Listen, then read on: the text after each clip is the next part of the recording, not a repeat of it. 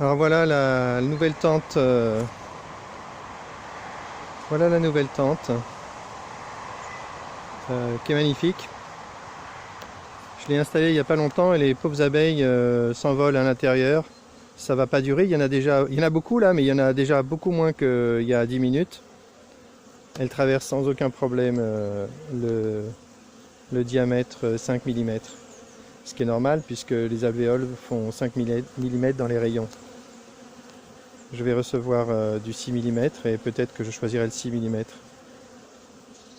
On verra ça. En tout cas, elles sortent sans problème. Là, il y a beaucoup trop d'abeilles en haut, c'est pas normal. Quand elles seront bien habituées, là, ça s'est déjà calmé. Quand elles seront bien habituées, bien sûr, elles sortent par la porte, ici. Et donc, elles n'ont pas besoin de traverser le filet en haut. Le filet en haut, c'est uniquement pour celles qui sont trompées de chemin. Mais il n'y en a pas beaucoup, normalement. Si la porte est bien réglée, elles se mettent sur la planche d'envol, elles font leur saut et elles traversent le sas. Sans même être ralenti, entravé ou quoi que ce soit. C'est le principe. Donc je rappelle le principe, les frelons s'approchent devant la porte qui est là.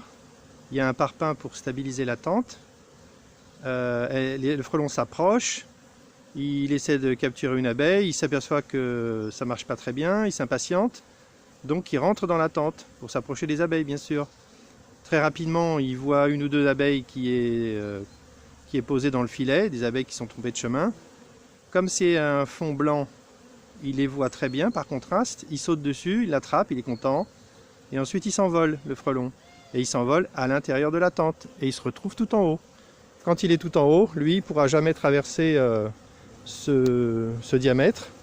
Peut-être qu'il pourra traverser d'autres diamètres plus gros, mais ça c'est une autre histoire, c'est une autre technique. Et donc il restera bloqué en haut, parce que quand le frelon veut rentrer à son nid, il n'est pas capable de descendre d'1 mètre plus bas pour s'échapper. Il reste en haut tout le temps et il finit par s'épuiser et il finit par mourir. Donc voilà un résumé de la tente. Et voilà le nouveau modèle.